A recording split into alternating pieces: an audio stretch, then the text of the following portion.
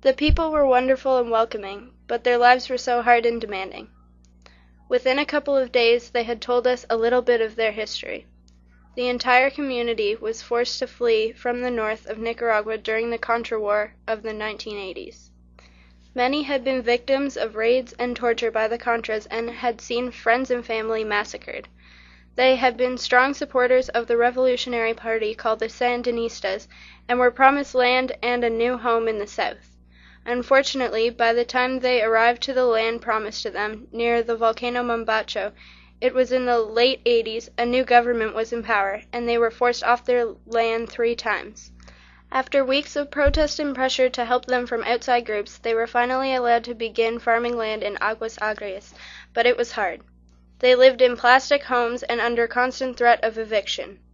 In the early 90s, they received aid from international organizations and a Spanish priest who helped them build better homes. They formed a cooperative in which all 18 families agreed to share work and profits, even though most of the little food they grew went to feed their families. This cooperative has been what has given them hope and purpose over the last 16 years. In short, the people of Aguas Agrias have lived very simple, hard lives. They grow rice and beans and live off the few animals that graze around their homes. Nobody in the community owns a car. A couple have a horse. There are some cattle and pigs, some goats, chickens, and ducks, and although they do not officially hold title to their land, they have been able to grow new crops such as bananas and other trees that are beginning to bear fruit. All the water they use in the community must be carried by hand or on the top of their heads up a very steep hill.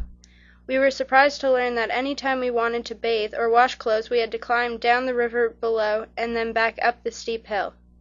It took us almost an hour to make the round trip. They could do it in almost half the time. As a cooperative, they have had limited support over the years from outside organizations. At one time, they had a gas pump donated to them that could pump water up the hill. It broke 6 or 7 years ago.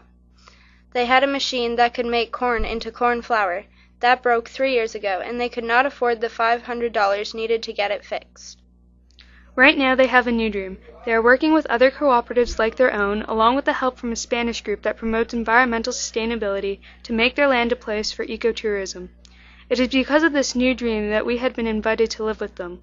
Our project was to help fund and build some new retaining walls and bridges to make the river more accessible and desirable as a place where people would come as tourists. If successful, Aguas Agrias might bring in enough cash to become sustainable as a place for both agriculture and tourism. The jungle in Aguas Agrias is still protected land. Unlike most of the land in the north, which has been brutally exploited and deforested and looks like a desert, Aguas Agrias is a natural paradise. Old growth trees and monkeys abound in the river valley. The river is a place of real beauty and relaxation. And this is where we had come to work. In spite of the hardships, we were really lucky to be working alongside this beautiful river. It was hard work. Many in our group found it more than they could handle. Every day we carried rocks along the river path to make piles where our friends and new family began reshaping the river. We were amazed that men could carry rocks so huge, and the women and children too. They carried boulders on their heads over long distances that the strongest in our group could never handle. For many days, as we attempted to work alongside them, they showed us how incredibly strong they were. They had terrific stamina and worked long after we decided to rest and go for a swim in the refreshing water.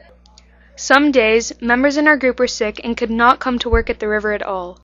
Other days, we took time off from work to visit and experience other places. For example, one day we traveled 3 hours by bus and visited an amazing cooperative with members of our families, where we walked up hills filled with pineapple and coffee. Later that day, we visited a nature reserve, where we hiked to a 40-meter-high waterfall. Up above, we could see monkeys screeching at us, similar to the ones who regularly visited us at our worksite near the river. During the long bus ride home, many got up to dance in the bus. It was a real highlight to hear the laughter and see Canadians and Nicaraguans dancing together. Another day we went to a farming cooperative where we were taught the names of different plants with fruits and vegetables grown in Nicaragua. Since we were there in winter, there were only a few ready for harvest, but we did manage to taste some oranges, pineapple, and yucca, as well as buy some honey. Another day we went to the colonial town of Granada, where we had a huge pizza meal. walked the streets, and took a boat ride to see some of the local islands. It was a chance to be a tourist for a day. There were a couple of free afternoons when we walked down the road to a place that sold cold drinks. It was a real treat since anything cold was almost impossible to find in Aguas Agrias. In the midst of all these activities, we met on a regular basis to share our struggles, questions, impressions, and feelings.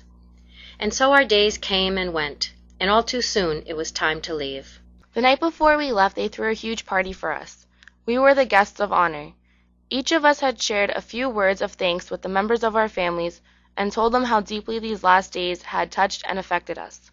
There was food for everyone, but it felt strange having to sit at the table and eat in front of the entire community, perhaps 70 or 80 people, there not being enough tables and benches for all.